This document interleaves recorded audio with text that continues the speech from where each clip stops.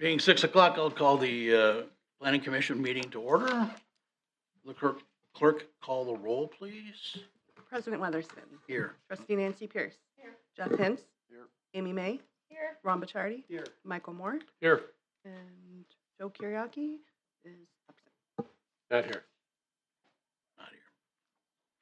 Approval of the minutes from the meeting of February 24th. Can I have a motion, please? I'll make a motion to approve the minutes of February 24th. Thank you, Nancy. Can I have a second? Second. Is there a discussion on those minutes? Seeing none, all in favor say aye. Aye. Opposed? Minutes are carried. Okay, there are two chances to talk tonight from the public. First one is public comment. The second one is public hearing. If you hear about the conditional use review under 5A, please keep your opinion to yourself until then. And then under public comment, you can address us and discuss anything you wish. You have up to 2 minutes. You come here, Joe, coming in.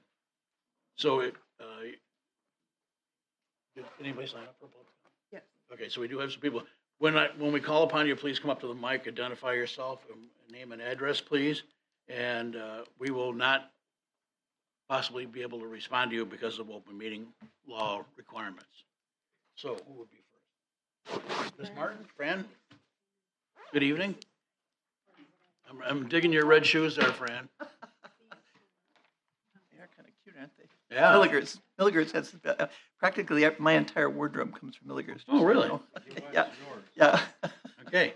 Okay. So I have other things to talk about, but this one is about 6B, which is the Homestead Acres subdivision. What I want to comment on is that I went to the zoning hub and I noticed that there are some duplexes in that, or two families. And I appreciate that. Really what I'm saying is that I appreciate the fact that there are more than simply single-family properties being built here. So that's my comment on That's it. it? Yep. Thank you, Fran. Lisa? Yeah, go ahead, as long as you're here, yeah. Right. But I had to say at the last one, except that I looked up I know there's an assumption that the population would increase by 2050 by, I think, 8,000. I know that was based on a projection from a couple of years ago. So I looked that up a recent projection. And what it said was that if it's purely on the birth and death rate, Wisconsin is in a downward trend and anticipated to continue in that through 2050. But the assumption that there would be a growth is entirely based on immigration. So what I'm saying is the first projection was under a different administration. And if there is, and also perhaps a different overall view by the country of the benefits or detriments of immigration. So I'm not sure that assumed 8,000 increase is valid at this point. Okay, thank you. Lisa Christensen? Lisa Christensen. I live at 2901 5.5 Mile Road. And I mostly am concerned about conservation things, about the parks and the green space. So all these people, a lot of them here, I appreciate, they've educated me on a lot of things because I've been writing to them. But I thought I'd just come here to say a couple things. One is an idea I have, and you probably won't want to comment on it because you have to discuss it. But at the end of 5.5 Mile Road, off of Charles, there's a narrow strip of land, and I have learned that it is owned by the village. It is part of the drainage. Part of the stormwaters. Exactly. Yeah. But I was hoping, because it does drain directly into the lake and there is erosion concerns, it's a steep cliff, that maybe you might want to consider having native plants there and maybe a little walking trail and perhaps a bench for people to enjoy. I know, I think Mr. Wagner mentioned that there are concerns if there's maintenance, this might have to be dug up to work on the piping, but I think it's not really a problem. It could just be replanted. And I think it would be very nice because I won't get into the whole spiel. I know I have only so much time, but native plants have a deeper root system, so they do filter out water. So it would be environmentally better for our lake. Also, I was wondering about, I know several years ago they blocked off part of 7 Mile Road. so it is not accessible from the from the east side. And I know, of course, there's only so much money, but I thought it would be really nice if they could build some kind of overpass over the trains, so that people could access that with their bikes or walking. A lot of communities have such things. I don't know how much it would cost though, but it would be nice to connect the MRK trail with the, I think it's called the We Energies bike trail. Because right now there's not a way to connect those two trails. I guess you probably could go along the busy 32, but that's a little dangerous, in my opinion. And then the last comment I have is having to deal with the subdivisions, and I have to admit this is my first meeting, so I'm negligent on this, but I just want to mention that I know some things have already been decided, but going forward, I'm hoping we can maintain the town ordinance of 20% or more of, I think it's 20% minimum of new subdivisions to have an open space. There's numerous studies that say that green space, open space, recreational space leads to happier citizens and less crime. And I'm hoping that that will be maintained, that ordinance. Thank you, Lisa. Right, thank you. Marissa Schultz. Good evening. How are you? I'm great. How are you? All right. Welcome back. Thank you. I'm sorry for the record, name and address. Oh, please. sure. Not Marissa that Schultz. we I don't thought know. everybody knows me, but Marissa Schultz, 5491 Short Road. Christine. So I'm here to comment on 7A, the Park and Open Space Plan. Thank you so much for giving us an extra month. I feel like there was so much good information in that report. It was well done. It was comprehensive. I'm having a little trouble connecting some of the final recommendations, and so that's what my comments are about. I have 3 points. The first one is that the previous plan recommended acquiring 14 new parks. And as far as I could understand, this wasn't accomplished. And the new plan recommends acquiring 15 new parks and adding extensive facilities to each. So my point is perhaps we need a goal that's a little more focused, that is actually something that we can accomplish by adding amenities to the existing parks. That's going to be used by residents, and I'm sure that there's a lot more research that needs to be done per park. And then the second point I have is the open space plan recommendations from the previous report seemed a little non-specific to me, so I don't really have a good handle on what was actually accomplished. But the new plan seems to rely mostly on Racine County and nonprofits to protect and preserve the natural open areas and the environmental corridors, which makes sense because that's where some of the bigger money is. But I'm trying to understand how the village is going to support the acquisition of these natural areas by the county, which called out 346 acres, the Caledonia Conservancy at 169 acres, and other groups. Are there examples that the village can offer from the last plan for protecting these natural areas? Or is this something that is also going to be left up to all of these other entities? So the plan also recommends protecting most of the environmental corridors through zoning, 1,934 acres. So I'm also curious how that plan is going to be implemented and who's going to take charge of that. I understand you can't answer that right now, but these are my questions, which brings me to my last point. So there are currently over 600 horses in Caledonia on 100 boarding farms and private farms and boarding facilities. So these animals are used for recreation, there's family activities, there's trail riding, rehabilitation, riding therapy, and the public gets to see and enjoy these activities. There's over 45 miles of riding trails. Most of them are Caledonia Conservancy maintained.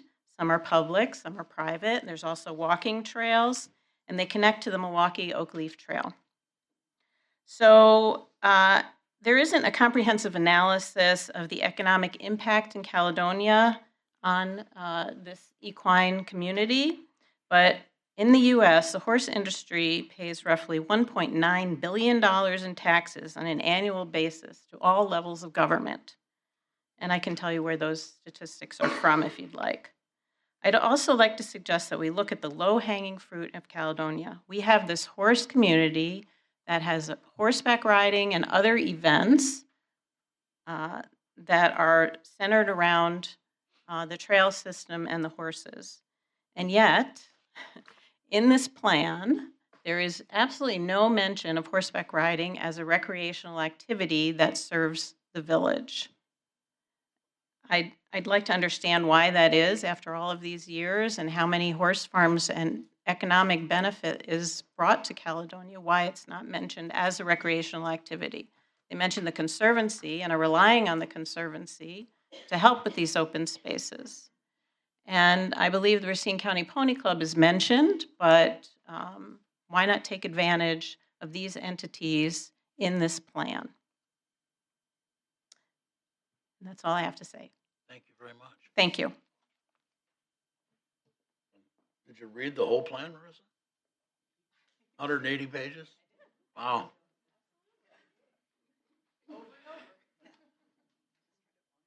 Joel, I'm sorry, I can't read it. Lectern? How you doing, buddy? All right. Name and address, please. Yes, sir. Joel Lechner, 1615 5 Mile Road. I just want to talk a little bit about 6C. I know it's just basically them showing us a plan right now of how many houses they're planning on building over there. I also noticed that Thomas Tree Farm sold more land over by 7 Mile, and I'm curious to see if that's also going to be another subdivision and how long that's going to take. My concern is how many years am I going to watch this come up? I know they mentioned that they will have on-demand houses, so people will be able to basically pick how their house is built. I don't want to watch it for 7 to 10 years, or if they're not selling as fast as they want, is it just going to be an empty lot or a dirt pile sitting across from me, and kind of what the plan is for that. And there was mention of tax breaks for residents. When, where, how does that affect the people that live in the community and get these breaks? So any information would be awesome. Thank you. Thank you, Joel. Anybody else want to address us under public comment? Okay, seeing none, we'll move on to public hearing and possible action for item 5A, conditional use. Review and request a conditional use allowing an applicant to construct a detached accessory building that consists of a storage area on the first floor and an agricultural laborer's quarters, not for rent, on the second floor of a building located at 6208 State Highway 31. Mr. Wagner, did you want to introduce this subject for us, and then we'll go to public comment? Yes, let's do that. All right. So up on the screen is the location map, if you're unfamiliar with the location of the property. It is on Highway 31 in the area that is highlighted in red. It is own agriculture, and the applicant is looking for a conditional use to allow for the construction of a laborer's quarters, which would help along with whatever farm chores that are on the property in this case. And they would like to have it set up where they would be able to have a first floor garage, second floor dwelling. And so that requires a conditional use.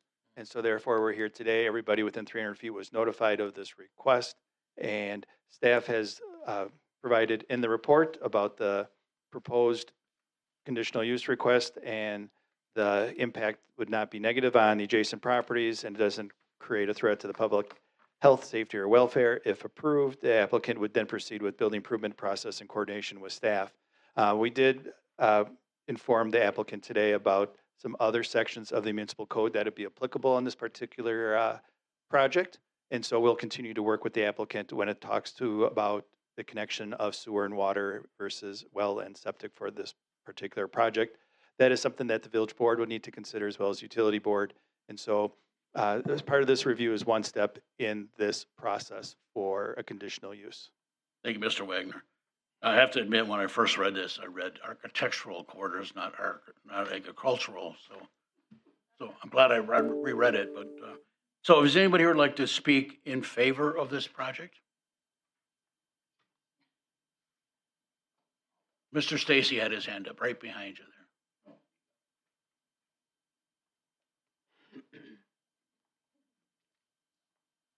Name and address, please. Howard Stacy, 5755 Mile Road. I'm a neighbor just to the west of Shell and Libby's, and I have no objection whatsoever to this new building going there. Very good, thank you, sir. Anybody else like to speak in favor of this project? Trustee Martin? In favor of it. I also am a neighbor, really through the courtesy of Mr. Stacy allowing me to walk across or ride across his property to this property. But I think it's very suitable. And my other point is, I've talked with Pete about this, and I know that this isn't quite the same category, but Pete and I have talked about ADAs, accessory dwelling units. I know we don't have a place in Right, our we code don't. for those, All right, but for the same reason that I appreciate the duplexes being built in Homestead Acres, because it's a different variety of housing. I am in favor of this, and I'm in favor of ADAs too, even though that's a little bit off the topic. thank you. Yeah. Shel, did you want to say anything?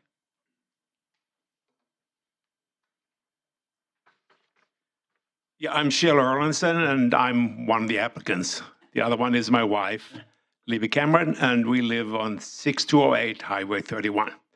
And our reason for this building is that from time to time we need labor 24 hours a day. Like if we leave town or go on vacation, right now we have to get people in our main house, because we have animals, we have horses, and the farm is full of animals. So we need help with that. And this kind of was triggered last year a little bit. The thought of it is I was in a bike accident in Franksville and broke my femur, and I was laid up for months and months, and the whole farm labor fell on Libby, and it, in the end, was harder on her than it was on me, So, but it reminds us that sooner or later we may need more and more help with the farm work. All right, So the idea is to get someone to live there, take care of it when we're gone. very good. Thank you, Okay, sir. thank you. Thank you. Anybody else like to speak in favor of this project? Anybody like to speak against this project? Anybody like to speak against this project? Anybody here would like to speak against this project? Seeing none, I will close the public hearing and we'll go on to action. Does anybody on the committee have a question? Joe, go ahead. I'm going to make a motion. Yeah. Mr. Chairman, I move that the Plan Commission recommends that the village, is the mic on? Yes, it is. Okay. I move that the Plan Commission recommends that the village board approves a conditional use request allowing the applicant to construct a detached necessary building that consists of a storage area on the first floor and agricultural laborers' quarters not for rent on the second floor of the building for the following reasons. One, the proposed use is allowed by underlining zoning through the conditional use process. And two, the proposed use will not negatively impact neighboring parcels. Thank you, sir. Can I have a second to that motion? Second. We have a couple different seconds. And is there any discussion on that motion? Nancy, go ahead. You said there may be, Microphone, please. you said there may be a question on water and sewer. So is this land currently on water and sewer? No, the property is on septic and well currently. Right. There is a little known section in Title 9 that says that if a conditional use is granted and the property is within the service area, that you have to connect to water and sewer. Now, a little bit of history on this particular parcel was that there is another section that's probably more commonly used than the section that we're talking about in this particular case, is if you're 500 feet away from connections, you can be exempted from connecting, and that's how the house was exempted because it's so far back. But because this is a conditional use, that 500-foot exemption does not apply. So we're going to speak with Shel and Libby about it and talk about how we can get through that particular hiccup. This review is strictly for the conditional use to Right. allow. And so this body is going to make a recommendation to the village Right. board regarding it, and the village board can even go forward and doing it. But we want to make sure that it's understood that because this particular parcel is within the sewer service area, there's this requirement for connection. But we would have, at the board level, there would be the option to create a waiver if the board so decided? This is why I have the public service director here tonight. Sure. Tony? So so again, as Pete mentioned, there's actually 4 sections of code that this falls under. Again, like he had said, the new home, when that was built in 2014, because it was just a new home, no conditional use, it could be, if as long as it was greater than 500 feet from a setback from the front, it was fine. With the conditional use, it's a whole different animal. It's actually 500 feet from the property itself, which is a little different. Okay. What we are proposing to do, we spoke with Shell and Libby a little bit before the meeting. We are going to actually look at potentially having them file for an appeal from that code of ordinance. This building that they're proposing on placing is actually further back than the Right. house. So putting sewer and water to it would make it even more cost prohibitive. Right. At the same time, I believe it probably would be prudent for the village, being the committee of the whole, in probably, 2 weeks? In about 2 weeks or a week and a half, of 8 days, to discuss this ordinance in particular and potentially look at the conditional uses that are allowed in the agricultural district and also in the residential district and see if they actually make sense, if it would be prudent to actually physically change the ordinance as well. Got it. So Thank you. that's the next part of it. That's great. Thank you. Anybody else? All in favor, say aye. Aye. Opposed? Do we need a roll call? Okay. No? Anybody opposed? We'll move to the village board then. Thank you for being here. Thank you for putting up with us. 6A, certified survey map, review proposed certified survey map creating 3 lots for the parcel located directly west of 5015 3 Mile Road, submitted by Christian Check, applicant and owner. Mr. Wagner, want to enlighten us again, please? Oh, Mr. Schmitz has this? You get to listen to me for a little bit, which Okay. is all the more exciting. This is a pretty straightforward CSM. We have a CSM submitted to us that was, like you mentioned, located west of that property, but more likely 650 feet west of Newman Road for 3 lots. This area was previously split as part of a CSM in 2016, which is referenced a couple times in the memo. This is considered Lot 2. But the lot in question here is 12 acres in size and consists of primarily vacant agricultural land. And each of the 3 lots is being split into roughly 215-foot frontages with a depth of about 808 feet. So the land division is in an A2 zoning district, but because it's in the sewer and water service district, it can have a 40,000 square foot lot size. The proposal does meet and exceed this requirement.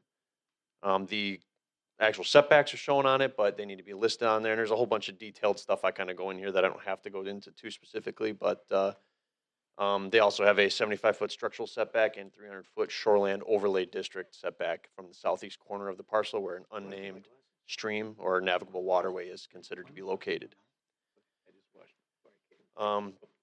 I did mention the length to width. This does exceed the 2.5 to 1 length to width ratio, so there is a request as part of the recommendation for the CSM to recommend a waiver to that ordinance specific to the 2.5 to 1 that would replicate essentially the lots that are across the street. In addition, there will be a waiver for the access onto a principal thoroughfare. 3 Mile Road would fall under our principal thoroughfare category, and this would also request a waiver to have individual access points along this stretch.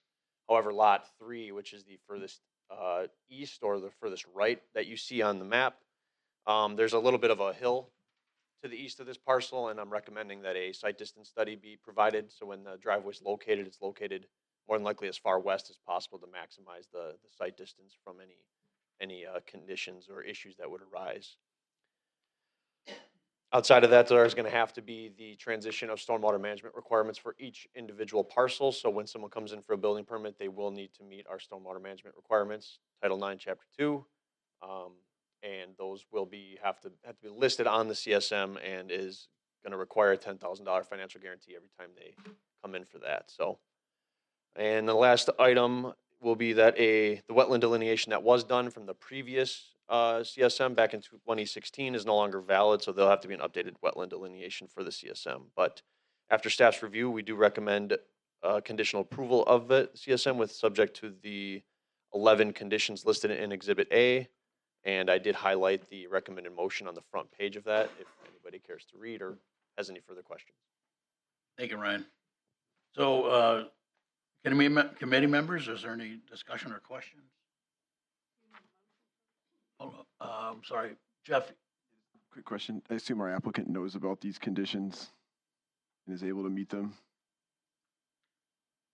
If the applicant is in the audience, I'm unaware of at the moment. They're right there. Yep. We did have a brief conversation on the phone about some of these, and a majority of these I don't believe are a shock by any means, but they are then submitted these. So. No, that was it. all right, Thank you. that's all right, fine, thank you, Jeff. Nance? Where is this actually located on? Newman Road's over here. Yeah. Okay. 3 Mile Road between Newman Road and Highway 31. South side of the street, about midway. North Shore right away is here. Okay. No. Okay. That's a big chunk of farmland right now. I'd like to make a motion to approve, if I could get the screen with the highlighted. Never mind, got it here, thank you. Recommend that the Plan Commission recommends to the village board to approve a waiver to 14-1-5 G3B for exceeding the lot size ratio of 2.5 to 1, a waiver of 18-1-4D, 1-4, for allowing multiple access points onto principal thoroughfare. Certified survey map for parcel 104-042236013020, subject to the 11 conditions listed in the Exhibit A of this report. Thank you, Mick. I have a second on that motion, please. Second. I'm sorry, who said that? I heard two. Nancy can win. You heard Nancy? Okay, I'll say. Any discussion on the motion? Seeing none, all in favor say aye. Aye. Opposed? Motion carries. 6B, final subdivision plat review of a final subdivision for Phase 1 of Homestead Acres subdivision, creating 21 lots along Northwestern Avenue, north of 7208 Northwestern Avenue, submitted by Nancy Washburn, applicant Newport Group Limited, owner. Mr. Wagner, do you want to, Mr. Schmidt's got this again? You got me a little glad bit you're here longer. tonight, You can't man. get rid of me that quick. This is the first phase of the final plat for Homestead Acres. It is the 21 single-family residential homes going to be located at the northeast corner of the overall parcel. As Fran was mentioning earlier, there's a larger development here. This is Phase 1, like I said, very far northeast corner, but the total development is 106 dwelling units where 54 are single family and 21 of them are two family, and those are located more along the tracks and along the western side of the parcel. But all you're going to see that was included here is the 21 lot Phase 1. They're all proposed to be located on newly created village roadways, and this will be including 2 outlots that have stormwater management requirements that have been submitted and met. And just to note, they've also been required to meet more stringent stormwater management requirements than is typically required on general development. So from a zoning and planning perspective, you guys may remember this just last year. We came back with an amended preliminary plat after this was originally approved back in 2005. That met the 40% open space, and they were moving forward with the conservation easement requirement. So that's going to be something that needs to be submitted as far as the easement goes. But the subdivision is zoned R3 residential with the PUD, which allows for the flexibility in the design. And those are all listed and has met all of the zoning and planning requirements for everything that Pete would need to see. From an engineering perspective, they did submit a complete set of engineering plans. Those are more or less completed and reviewed by staff internally. That also includes a stormwater management plan that I briefly discussed. Apologize.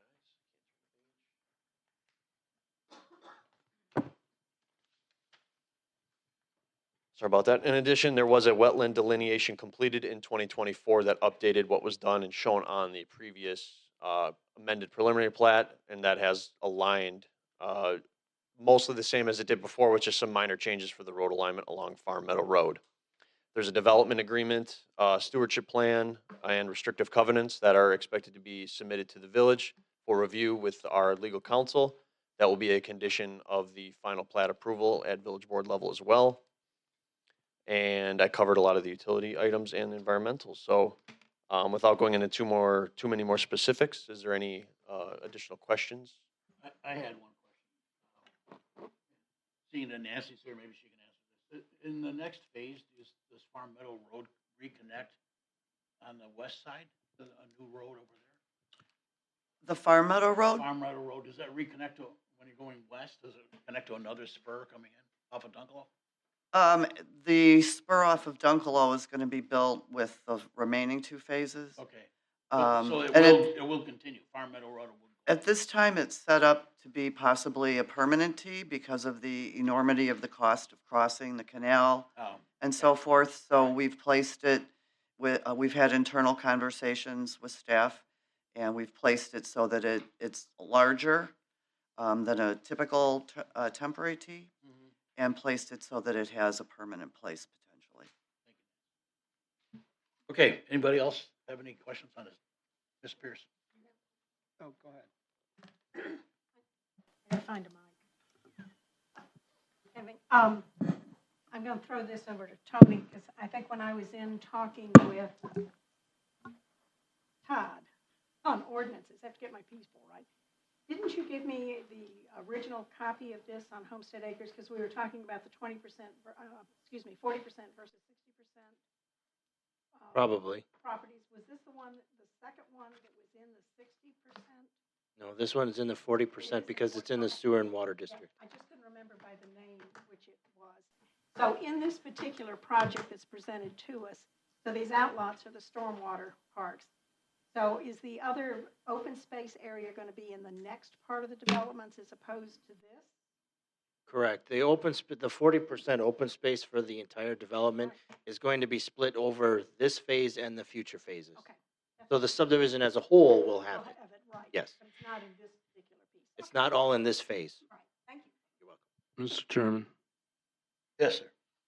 I'd like to make a motion that the Plan Commission recommends to the village board to approve the final plat for the Homestead Acres subdivision, subject to the 7 conditions listed in Exhibit A of this report.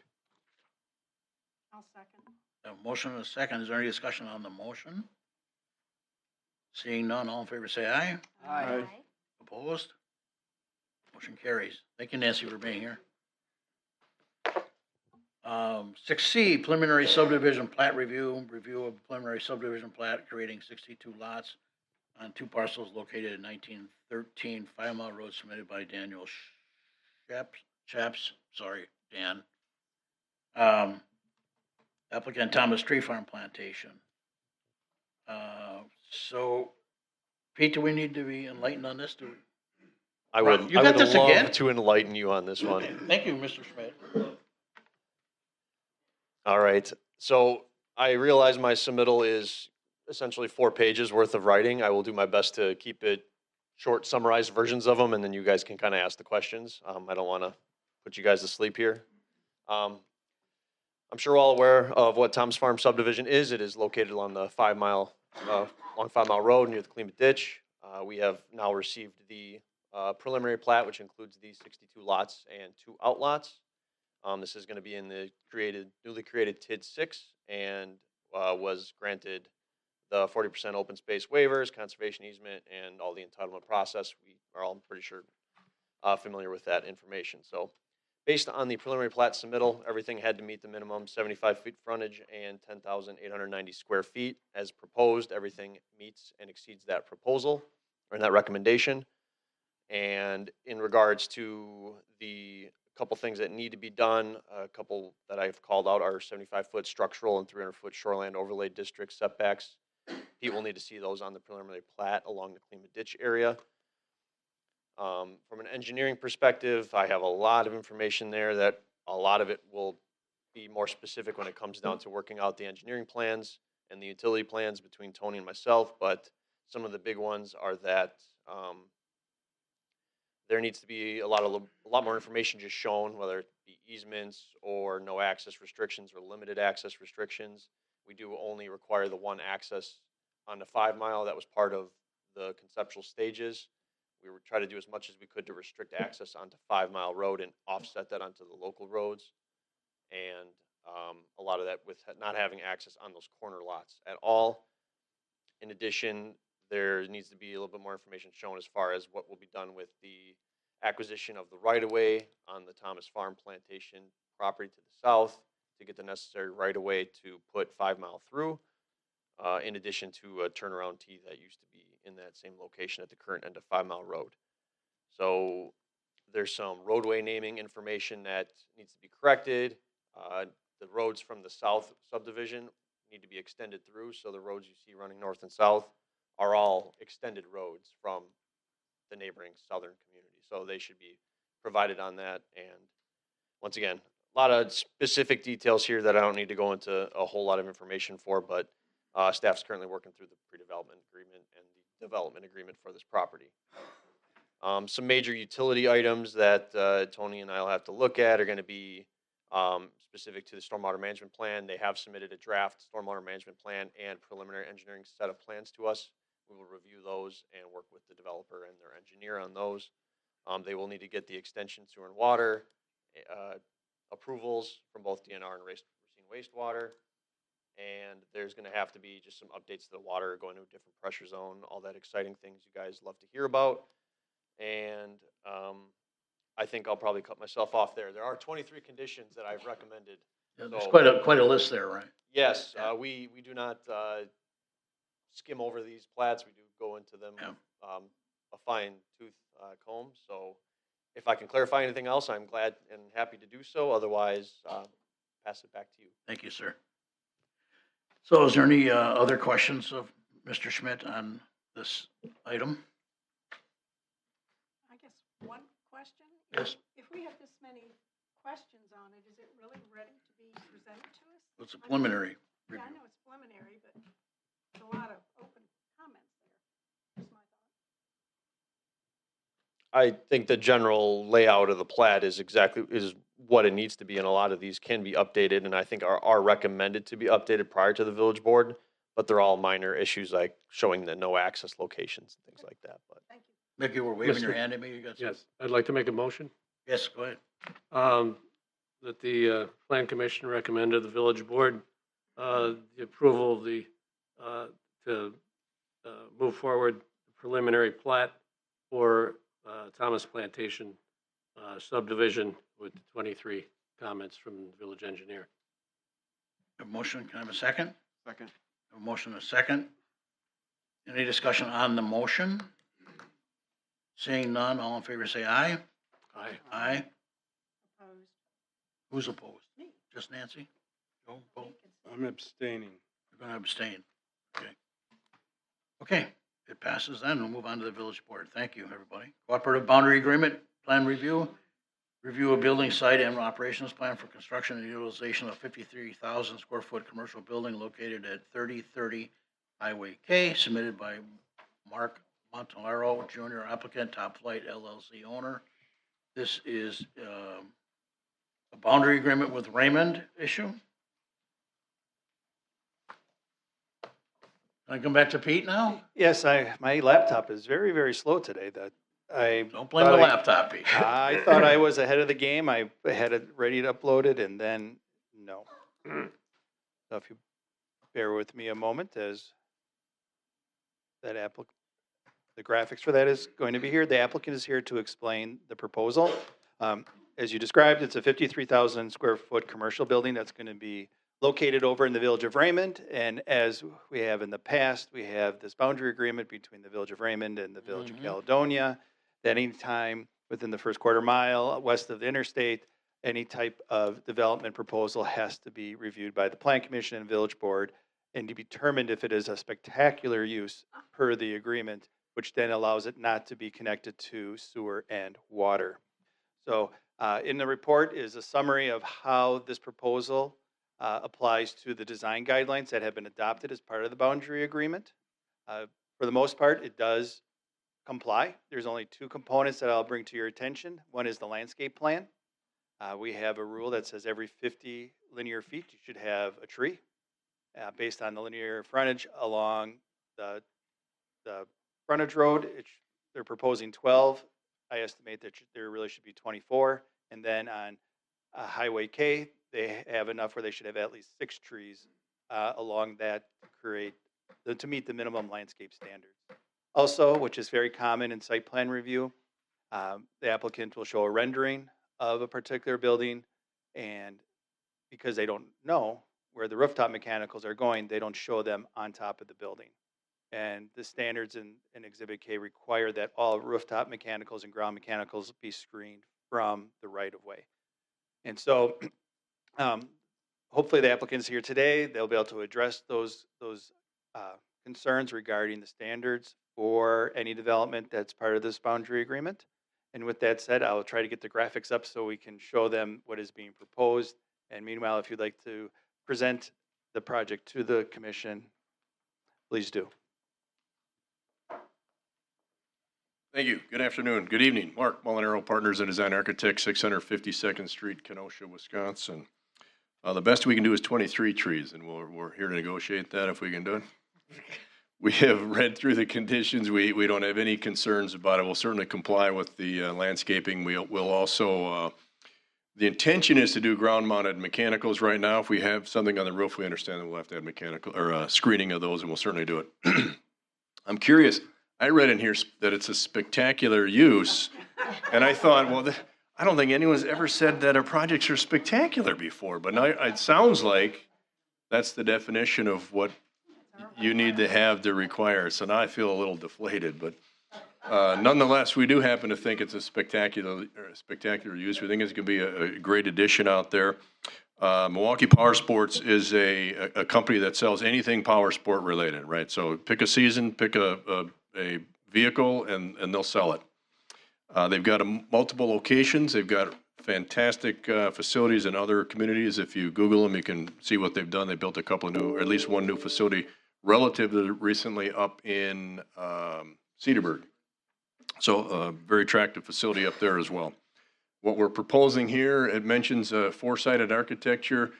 This building truly is 4 sides of glass and articulation. We've got some lifestyle graphics on the sides of the building that you've seen.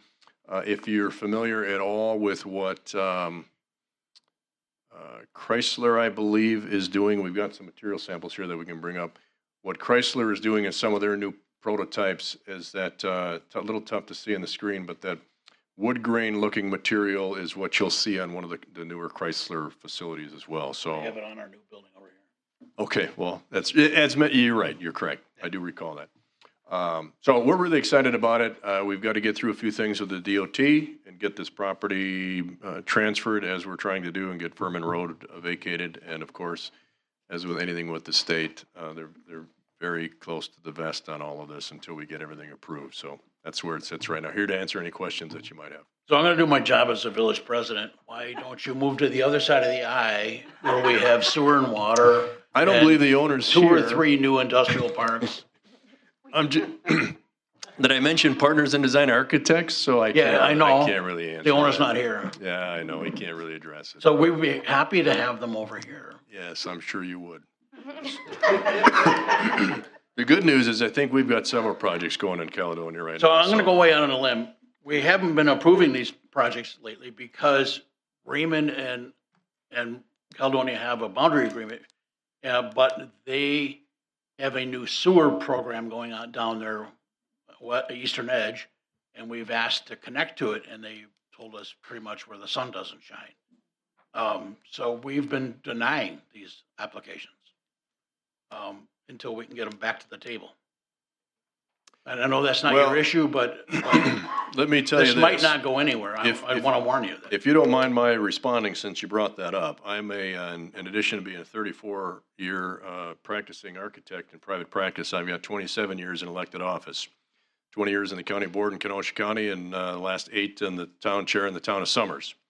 Bond year agreement between the Summers and the city of Kenosha, then we became a village. Now we've got a village board and a town board, all operating in Yeah. the town of Summers. It's ridiculous. But it's confusing. I fully understand what it is you're trying to accomplish. I would ask you, because I've been in your role many, many times, I'm on both sides of the table frequently. Don't penalize our client because you've got an issue. I with wouldn't. it. I get don't. it. I understand I know it. I know Milwaukee. where I you're know the at. Power Sports. They're good people. They have nice shops. Sure. They're always clean. And so I'm really kind of torn about this. I feel your pain. All right. But the next guy coming in, I think that's the one you should hold up. The next guy. Yeah. Well, we held off on the last one, so.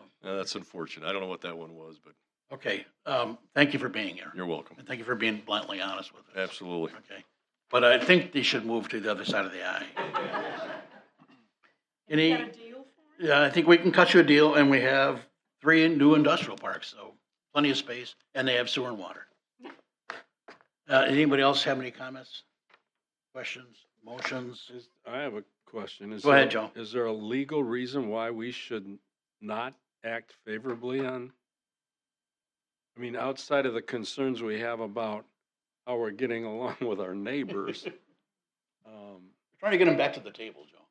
I understand that, but, you know, I've heard before when we've raised questions about certain projects, we got to make sure that we're covering our tails based on what could happen if we don't make sure that we're following the law. Whatever that law is, village, county, state. So can anyone answer that question? That's a question that'd be better served at the village board level, Joe, to be honest with you. All right. Yes, sir, will. From here, it goes to the village board, Yes. correct? Yeah. Well,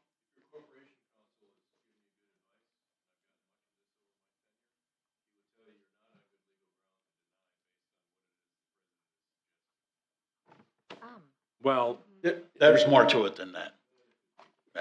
yeah, so, but I understand the president's position and his frustration.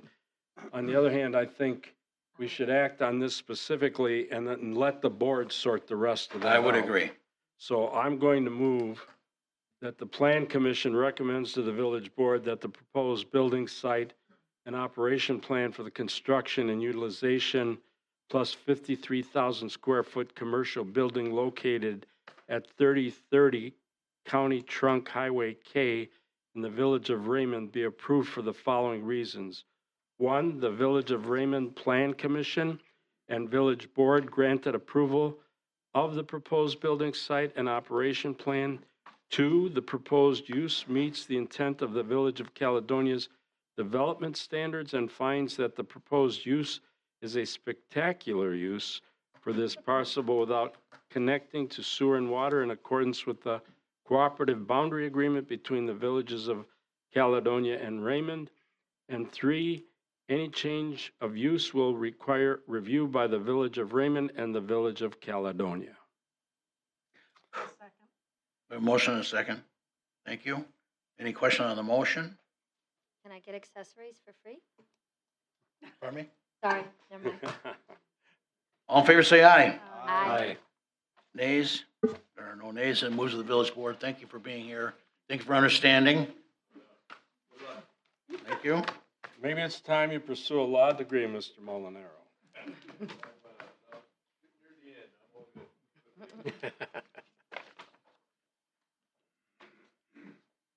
Okay, item 7A, Park and Open Space Plan Review. Review and make recommendations, propose updated Park and Open Space Plan for the village of 2050. Its purpose to help guide the future development, preservation, and enhancement of parks, trails, recreational spaces within the village submitted by the Village of Caledonia applicant. This came from our Parks Committee originally. Pete, do you need to enlighten us a little more? Sure, just a brief recap. Sewer PAC was at our Plan Commission meeting last month, gave a overview of the Park and Open Space Plan, that this was an update to the existing Park and Open Space Plan. This would be, if approved, be the fourth edition of the particular plan. After that, there was concerns about the lack of public opportunity to provide comment. And so a motion was made to extend the public comment period for not till tonight's meeting. And so working with staff and our internet and IT partners, we did put the public comment, what was on our webpage, also on our Facebook page, and then shared it with some other social network sites, promoting and encouraging people to look at the plan and provide comments. At your desk this evening were comments that were provided after the date that the packets for Plan Commission were sent out. So there were 3 more additional comments regarding it. Pages 3 and 4 is actually one individual's opinions. So it starts actually on the, on page 3 and continues on to page 4. Just so you orient you, because I quickly printed out from an Excel spreadsheet. Also, in addition to posting it on social website, we did put our QR code for public comment also in the lobby of Village Hall. And we also extended the public comment flyer post on the Facebook page every day between the 24th and the 31st. So if you were following any of our social networks, you should have hopefully seen it at least once. We did, Norgy was kind enough to do a quick calc, and there were 9,247 views of the particular post. So thing is, we don't know who they were, where they were, but they did get significant views on a social media component. And so the comments are summarized in the handout in your PC packet, as well as the additional comments there. In summary, from my point of view, a lot of the comments, of the 12 comments that were submitted during that time, they were either addressed already in the plan or it was a suggestion. And so one of the residents tonight was suggested about planting a prairie and 5.5 mile road.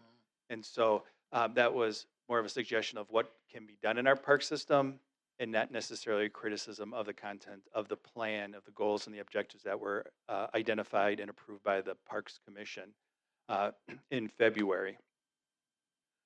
It is a 188-page document. As I mentioned at last month's meeting, Chapter 5 is really the nuts and bolts of the plan. This plan is a recommending plan to the board. So that way, when projects can be fleshed out more within our park system, either for acquisition or development, this plan is used as supportive documentation saying that this isn't just a random idea from either staff member or a plan commissioner or a village board member, that this was a bigger picture that takes into account all of the village. And so that's the purpose of this plan.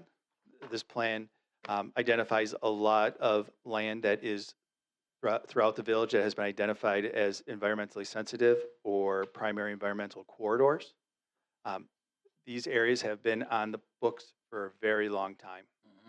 A lot of the areas that are identified specifically, I'll call out map 5.1 in the plan. I don't know if any of you had opportunity to go through all the tables and maps, but it shows different areas where land of significant environmental value, be it open space, water, surface water, or habitat for wildlife, would be a value that those areas should be identified and considered when development does occur, or change of use is being proposed in a particular area of the village.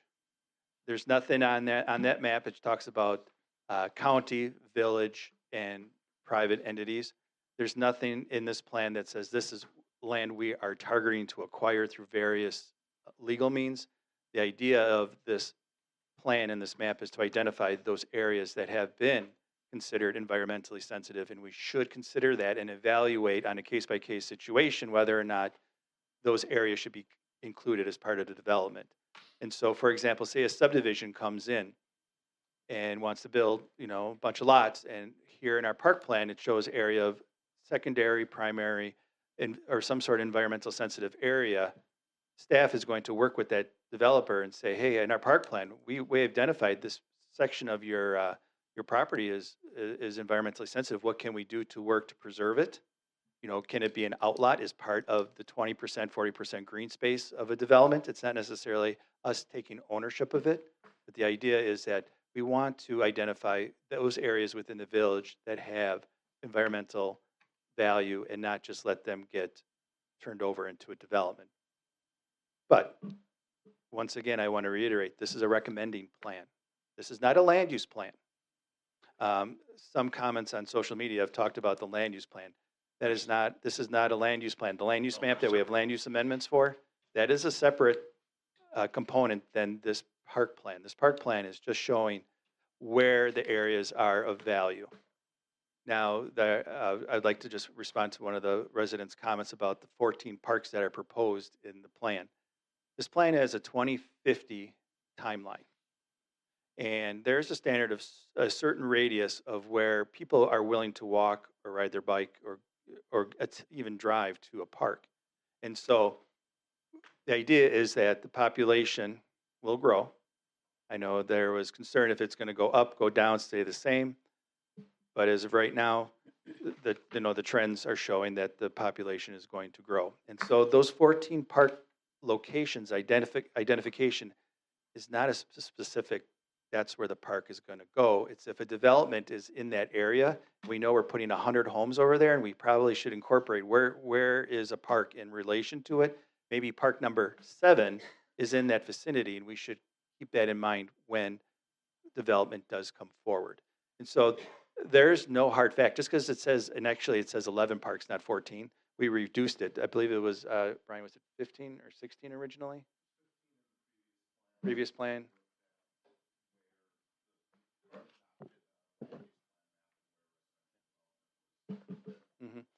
So those parks are not a hard park. It's a guide. It's an idea that if and when population occurs there, we should probably consider incorporating a park of some sort, be it a neighborhood park, a pocket park.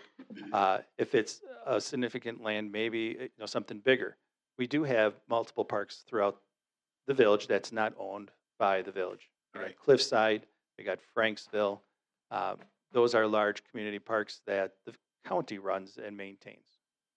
But it is part of the park system, and that's why we have it included in this plan as well. I'm trying to think of some of the other concerns that were in from the comments. We had, specificity of amenities. Well, this plan is not about, putting a price tag to what it would cost to put a playground at a certain park or a kayak launch at a certain park, or what we can do to enhance a particular park. Like right now, the village board was considering modifications to Chapala Park and putting 2 acres of prairie, which is now just turf, to help with erosion controls with the ravine that's located in Cliffside Park. That's not going to be in a park plan because that was very specific. This plan is a higher level plan. And so there are ideas that are what they are is ideas, right? And we want to have them adopted in a plan so that way when we start to think about going forward with specifics at the Parks Commission level, they can make recommendations based on this plan, which then the Plan Commission would look at, and then eventually the village board. Without repeating myself, I'll stop right there and ask if there are any comments or questions regarding it. I know that you have some new comments from the public that I handed out this evening, and that there was a gentleman who went on a very long one that I don't know if I could summarize in the short time that we have this evening. But one of the other people asked if there was they would be in support of the plan if no change to the current land use plan was being proposed. And in this particular case, this is not replacing the land use plan. So I feel that that individual's concern has been addressed. Someone talked about the cost associated with implementing any of these plans. there's no price tag in there because the price tag is a fixed moment in time. What it would cost to develop a particular park or acquire a park today is not going to be the same price next year, 5 years, 10 years. And so the idea is, we know we have to, if we want to pursue acquiring property, the board is going to have to allocate resources at a certain time in the future. So there is no, for $1 billion, this whole plan can be yours. That is not the case. This is not that at all. This is identifying the key areas throughout the community. And so I keep repeating that because I feel that there may be a misunderstanding about the goals and objectives and how the parks in this village will develop through time. And I'll leave it there, Mr. President. So I want to add to that, Pete, that a lot of people have commented to me about this plan, a 180-page plan. This plan, essentially, the majority of this plan's been around since 1990 or maybe even earlier. I know you're with Sewer Pact. It's essentially the same plan with some modifications, recent modifications. Now, when I was in the state assembly, I came before the village board meeting and said they're rewriting the plan for the 2050 plan, get involved. I don't think the board actually got involved back then. Am I wrong, Fran? Well, we tried in the CDA, we tried multiple times, and we're shut down. Okay. So no action was taken by the village at that time? Because the board shut us down. Okay. So for one reason or another, no action was taken. So now we have the Parks Committee redoing the parks part of it, and people are all up in arms about this whole plan, which has been around for a couple decades. So in my mind, it's a plan. It's a guideline. It has nothing, it's not cast in stone. It's for us to manage with. And I'm really glad the Parks Committee, they spent over a year working on it. I'm glad they took the bull by the horns and redid their section of it with the help. Look at gentlemen from Sewer Packs here. So thank you for all your help too. But I think what they've done is pretty damn good. But again, in my mind, it's a guideline. It's not cast in stone. I think as we grow, especially out by the eye, will there be more parks out there? Probably. Do I know where? Hell no. I just assume there will be as we grow toward the west. So that's my point. Does anybody else have anything they'd like to add? I have a point. Yeah, go ahead. So Peter, it was good to hear kind of your overview and summary of the parks plan. It was good for you to acknowledge that some of the maps haven't been updated in many, I think, decades, according to what I'm hearing tonight. Then you pointed out, the map on 5.1 and how there's several isolated resource areas and other areas that have been designated essentially forgotten land almost. So I guess my question is, is there going to be any initiative to eventually update and take a second look at some of these areas that are designated that and update the maps, or are we just going to roll with what we have? You and I, just for the remainder of the commission, I actually met with Todd and Peter for quite a while and went over a lot of aspects of this plan. And I just want to make sure, because a lot of landowners are impacted by this. So and I see SUPAC is here tonight. So what's the plan in terms of potential updates? Well, Brian, the maps that are updated are what's current. It's not as if these were using plans from the 1960s or 80s. These have been updated through time. So these designations that show, like on map 5.1, have been considered, environmentally sensitive or valued properties. Now, you and I talked about how we have to realize that, what might have been valued as high value environmental in 1960, 80, 90, or, they keep rolling over as we keep showing the same ones, that we should reassess to make sure that those lands are still as valued if and when the time comes when the property owner wants to develop their site. And so the information we have in these maps are up to date. These aren't, these have been updated as meeting the definitions of environmental corridor, secondary environmental corridor, isolated natural resources. I know we talked about a particular area over by Cliffside Park that may not necessarily meet that designation. Now, Right. if and when, say, that area were developed, we're going to have to reassess that particular site and make sure. Now, this plan wouldn't necessarily dictate development. With the plan that would dictate development would be the zoning district Zoning, right. and the land use map, which is separate from this plan.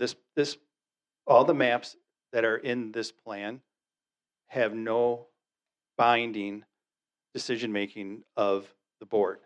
The board uses this as a guide, as a reference when we move forward with development. That's kind of where we agreed to disagree, though, because Mhm. the plan, when you determine what a landowner does, you do refer to the plan to make decisions. So it is somewhat informal building code. But what I'm hearing you say and what I heard Todd say was that it's going to be a case-by-case basis based upon this plan, that you're going to take the time to assess each individual designation on the map, right? Yes, that, I would agree with that statement. And, there is the whole economic resources of the village.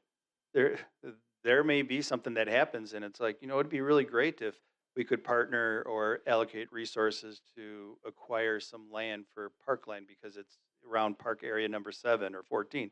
But if the resources aren't there, and we can't implement it. If in chapter 3, we talk about things that we have accomplished from the last iteration, is the park and open space plan.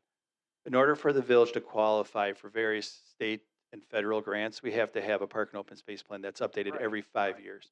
And so that was the main reason why we updated this plan. And so when I lost my track here, I went on my little spiel of my 5-year update. That's okay. We're back. I wanted to address one other thing. In terms of those numbers, Mhm. the plan that SUPAC presented states that the Village of Caledonia has approximately 30 acres per capita, 1,000 residents of parkland. And I come up with totally different numbers. And I'm told that it's in the way that they calculate their numbers compared to my number. But I'm coming up with like 73 acres per capita. They're coming up with 30 acres per capita. When I add open space to it, which is close to 4,000 acres, we're at like 121 acres per 1,000 residents. So how did you come up with 30 acres? Can't hear you. Come on up to the mic. I know you didn't want to, but come on up to the mic. I am perfectly content to do that. Just for the record. Good evening, I am Brian Walter. I am work for the Southeastern Wisconsin Regional Planning Commission, and I was a consultant on this plan who helped prepare it.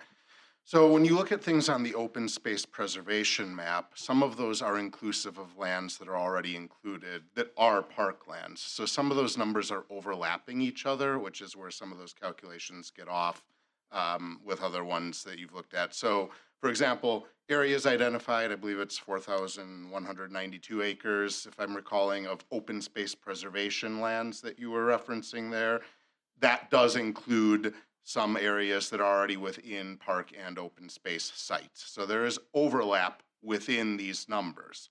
Okay. When you're looking at the 30 acres, specifically looking at the calculations in the table for park and open space land per capita, that is looking at areas of parks that are currently or capable of being developed for recreational use. So it wouldn't include things that are, for example, a natural area that you can't develop for active recreation.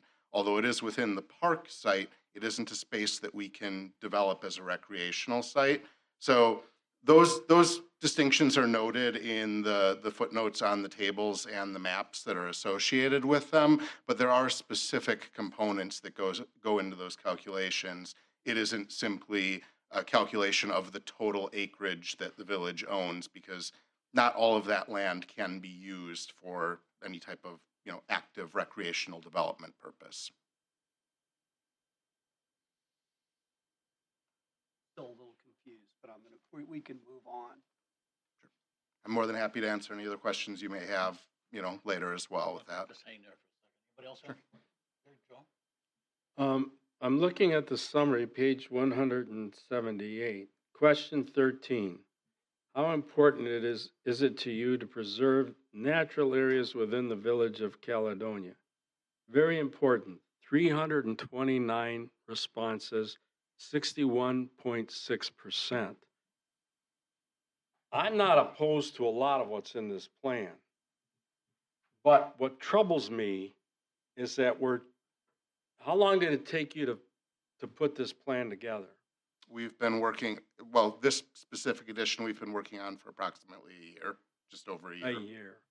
We've had 2 months. The community's had a whole 2 months to digest all this and decide accordingly whether or not this does or doesn't mean a good fit for the village of Caledonia. That's what troubles me the most. We're talking about a plan, a guideline. It's not carved in stone, but I've been around long enough to see how this stuff comes back to bite us later. And I'm not comfortable with that. I don't think many of the people that I've talked to are comfortable with that. And when I've asked people to get onto the website and comment, to share their views on this, they don't listen to us anyway. What's the point is the response I get.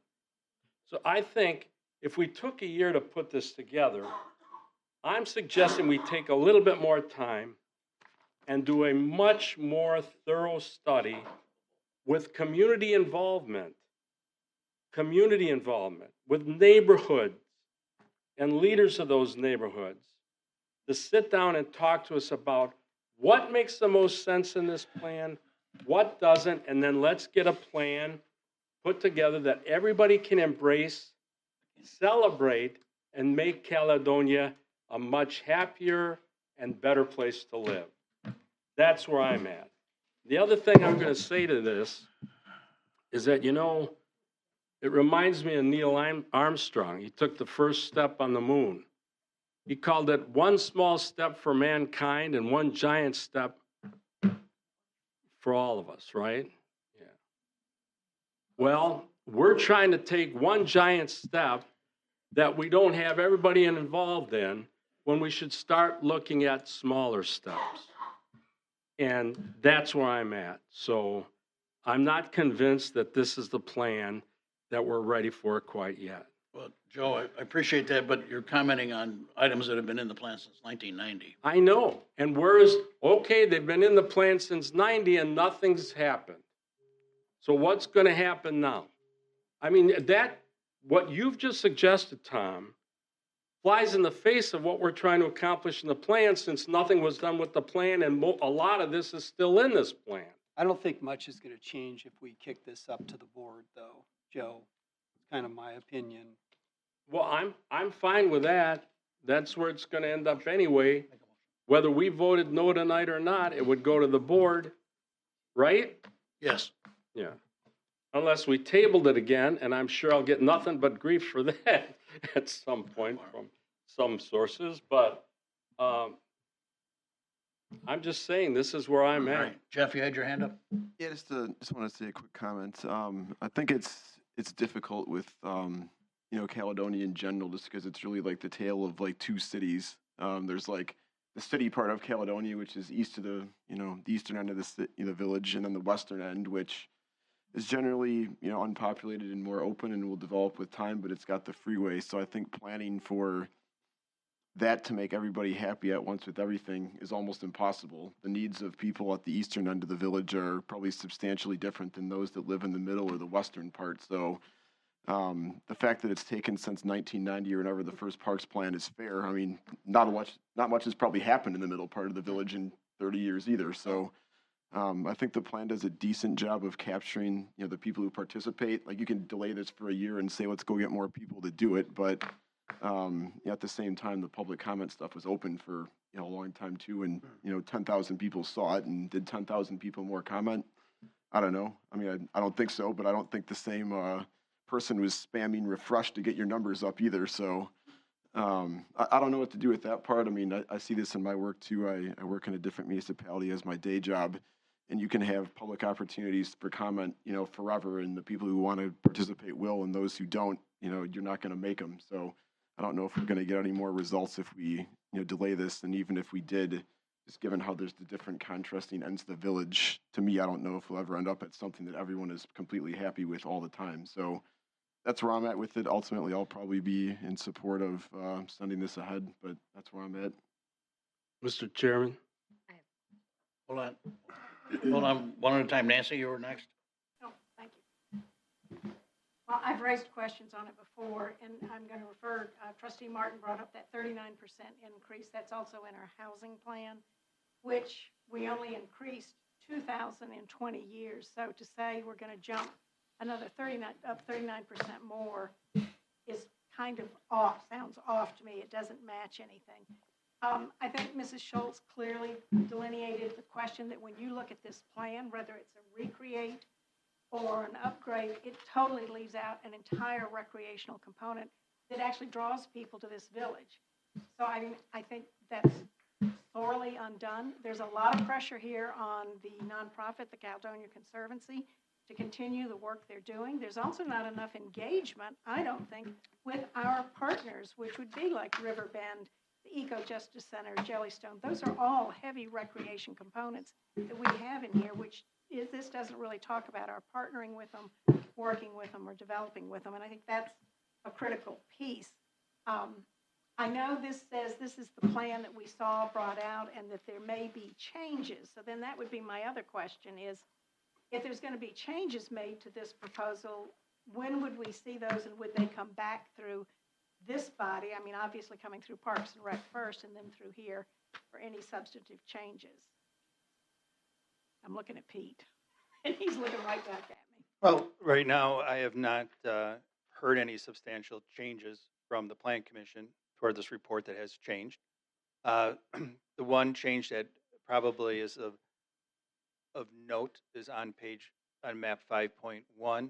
We used language that said that land acquisition through zoning regulations would be, for future land use acquisition.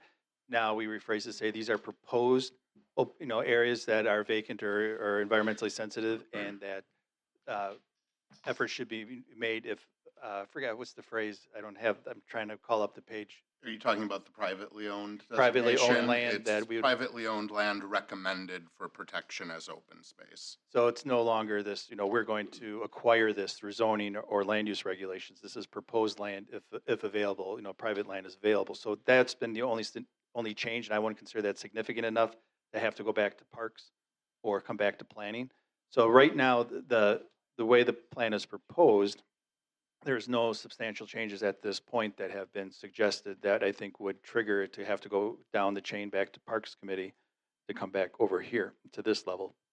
Now, if you want to propose or have the Plan Commission deliberate about certain sections that need to be changed due to being invalid or missing, or it should be, something that should be added to the plan to make it more robust, is another thing. Now, changing the population number from 8,000 to 5,000, that's not a significant change to do it. Now, I think that there should be some sort of basis in which to do it. Just because history was 2,000 in the past decade doesn't mean necessarily that we should just say, well, now it's just going to be 2,000 or less moving forward due to the immigration death rate, birth rate, or whatever. I mean, I don't know if Brian has anything to add about when it comes to statistics to keep a consistency from plan to plan, but that's what the numbers that we're proposing are what the trends have been, or the projections that have been being used by other agencies. So to speak to that question on the population projections, so the population projections that are included in this plan are based on the projections that the village chose when the comprehensive Racine County multi-jurisdictional comprehensive plan was prepared. So that was based off of a model. When my agency consulted on that plan as well, and what we did at that time was we had several different models with different projections prepared. I was not part of that process. I was not working on that. But those projections were brought to each individual community, and the community chose, these are the ones that we feel align most closely with what we see happening here. So the numbers that are in this plan are the ones that the Village of Caledonia previously chose as that model for the projections. Yes, things do change over time. They are projections. They are not necessarily something that is going to be accurate. There are externalities that affect that at all times, right? And we do see that. What I would typically recommend in a case like this, though, is because these are the numbers that the village has previously adopted in its other plans, for consistency, I would typically suggest we would want to work with that now. And if that's something that, that the village would like to revisit in upcoming work on something like a comprehensive plan, I do think it's a great idea to revisit that periodically. But in the context of a park and open space plan, my suggestion would typically be to be consistent with the existing adopted plans that the village has. Right, and I can appreciate that, but just since you and I are Mhm. talking, Yeah. why do you feel that the entire equestrian component should be left out of this park and open space plan?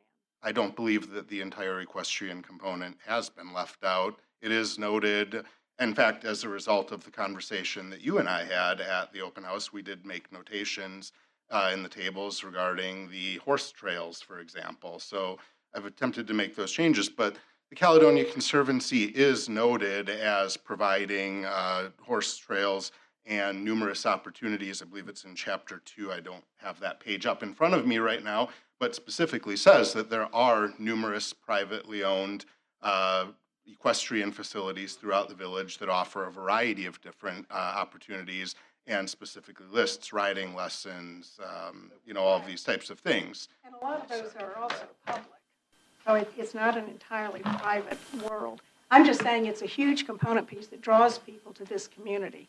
It's been one of the backbones of this community for, well, I've lived here 24 years, and I admit it's one of the reasons I ended up in this area, kind of thing, although I'm not involved in it directly anymore. But when you have something that is that unique, and we don't even address it as something that should be considered or talked about or encouraged and enhanced. We've got a lot of baseball diamonds in here, we got a lot of basketball courts in here. I happen to agree with our village administrator that a sports complex might make more sense than basketball courts scattered all over kind of thing, and maybe that's a change. I guess the challenge is, yes, we can move this to the village board, but if there's no changes or anything or incorporation, how do we know what we're really agreeing to? Well, if I could step back to the equestrian comment. The equestrian is a community unto itself that has a presence in the village. This is a park and open space plan of what the village is going to move forward to do. This isn't a promo piece for the horse community or the conservancy organization. This is to say, this is what our public lands, this is what we want to move forward with what the village can control. We can't control what the horse people do when they want to expand their trails. There's nothing we can do. Jellystone, if they want to put, another giant slide or the apple cannons and stuff, this plan isn't to say, hey, did you know Jellystone has a lot of cool recreational things to do? They have all these, that's not the purpose of this plan. And that's where, when you talk about how there's these big omissions of various recreational opportunities, we don't have the shooting range on 6 Mile or the archery range. We don't promote that particular, recreational opportunities in this plan. This plan is to talk about what is in publicly owned and what we can do to acquire areas that we feel that are of environmental value and open space value, and parkland for development that the village can control and provide amenities for. We can't tell the horse people what to do as much as they feel we do that from time to time. That's why you don't have a chapter designated toward the equestrian recreational opportunities in the village of Caledonia in this plan. Or Jellystone. Or Jellystone, or shooters, pickleball. or the, Or all of the pickleball. rifle range. There's a lot of opportunities for private recreational opportunities. We don't talk about what T-ball, there was one of the public comments was, we don't have a recreation program. I'd like my kid into T-ball. We don't talk about, we could have a whole recreation component of active, organized sports. That's not part of the intent or the purpose of this plan. Thank you. I have a question. Yes, Amy. As someone that lives, hello? As someone that lives east of Highway 31 in an environmental corridor called the Lake, I have concerns that are we integrating this plan in our land use, because we're saying we're not, but if this plan has been going on since the 90s and we've had recent development east of Highway 31, are we taking these plans into account? We just did 3 different plats. Not one of them had a park in it. Not one of them had any thoughts or impact on how it's going to impact our lake community. And are we going to use this plan to go, hey, we said we want a park here. We have somebody that wants to build a development there. Are we holding our parks plan accountable to our land use plan and then holding our developers accountable to both plans? Did that make sense? I'm sorry. Yeah, no, it doesn't work that way. Pete, do you want to explain that? So the land use plan, our land use map, that we get land use amendments. That's part of our comprehensive plan, which is a whole separate regulation oversight. This park plan is used as a guide, again, when we do have developments that come through and we have identified those environmentally sensitive areas. So Thomas Tree Farm, I'm assuming, is something that you're thinking about, how it got a waiver from the percentage of green space open area. But it was located next to a 20-acre parkland that the village owns. And so we see that and we compare those, and how can we connect the subdivision to a parkland? And in that particular example, we're working with the developer to create an off-street recreational trail on the Klima Ditch that goes from 5 Mile up to Olympia Brown. And so we're showing the developer that we want these connections. We have these different open spaces, these environmentally sensitive areas. And so we use it as a tool when we're working with developers. We do that on a regular basis. We haven't had any real new proposal. Everything has been from like 2005, 2007, just extended. But we do use this plan as a guide. This is not a land use plan map. Right. They don't talk about commercial, industrial, residential. This is just focused on the green space and parkland that we'd like to see incorporated into any future development throughout the village. So this is something we use as a reference. Okay. Yeah. That was my Yeah. biggest question. Yep. Is it being referred to since it's been around since the 90s? Yep. We do use it. Yeah. We do look at it. Tom, can I further yes. answer the question for Amy here? Yes. And the area or the section you are going to be most concerned about is Title 14, Chapter 3, which requires open space within your subdivisions, which has already currently been working on. And exactly one of the things you're talking about is one of the proposed changes that I've already incorporated into there. So, Wonderful. all right. Thank you. Tom, I want to clarify a couple of things. First of all, the respondents, the ages of the respondents, majority of them are under 44 years old. The majority, the vast majority, over 60% were under the 55, 64 age threshold. And when I'm talking about taking our time and doing things right, I have no disbelief ever that will please everybody all the time.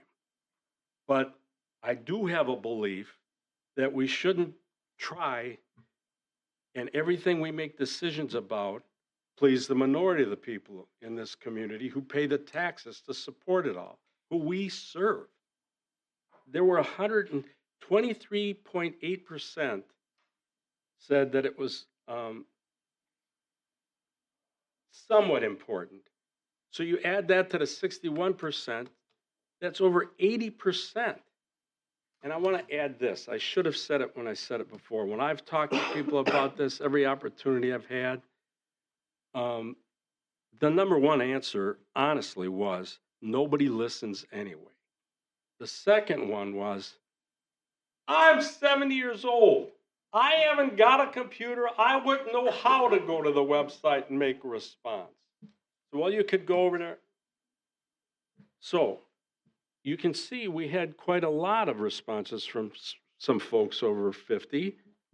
but not as many as I think it would take to get the ownership from taxpayers in this community as a whole to embrace this to the degree that we're being asked to do so tonight. Now, I'm fine with kicking this up to the board and letting them deal with it, but I'm also encouraging everybody here, staff as well, to start thinking about what folks are saying who live and support this community more than we have been when it's come to these kinds of plans. That's all. Thank you, Joe. Okay.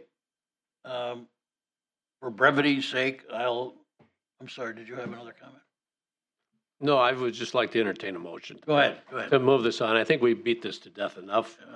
I know people have concerns that we didn't get enough comments or whatever, one way or the other. But this is an ongoing plan. It's a guideline for our staff to use when items come up with developers and stuff. It is not something that is written in stone. And where the Park Department has worked on this for over a year. And the amount of comments and the changes have been made along with Southeastern Wisconsin Regional Planning Commission. I give them a lot of credit for crunching numbers and getting things looking. But it's a ongoing document. It's a living document. It is not something that we can hold anybody accountable to and say, oh, no, you promised this. No, these are guideline areas, and I think we need to pass it to the village board. We recommend this tonight, right now, for approval and adoption. Thank you, Mick. Thank you. Have a second on that motion? Second. Have a motion to approve and move to the village board and a second. Any discussion on the motion? Well, I thought we were going to make a motion to move it to the board, not approve it. So, Well, the motion is to approve and send to the board. well, I'm sorry, that's the motion that's on the floor, Joe. well, I would like to amend the motion then. Go ahead. I would move to amend the motion to send it to the village board without a recommendation from the planning commission. I don't think you can make a motion, a secondary motion after a motion has been made and seconded by the committee. Yes, They would have have to to vote both on it. agree We to have to vote on it. basically We have to vote. rescind their motion and their second, and then you would be able to make their I don't motion. even know if that matters because their board's going to deliberate on it anyways. I mean, can always right? vote no. I mean, whether, So then vote no on his amendment. So does the committee want to accept the amendment to the motion? I can't do that. It's up would to the have two to- people that made the motion They and the would have to second. rescind first.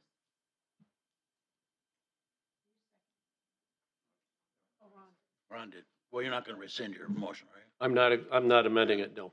Oh, okay. All right. All in favor of sending this to the board with approval? Say aye. Aye. Roll call. I would recommend roll call based on the conversation of this commission. We can do that. Roll call, please. Joe Kiriaki, No. Nancy Pierce, Aye. Amy May, Aye. Ron Bachardy, aye. Jeff Hintz, Aye. Tom Weatherston, Aye. Michael Moore. Aye. 6-1. Thank you, everybody. We stand adjourned.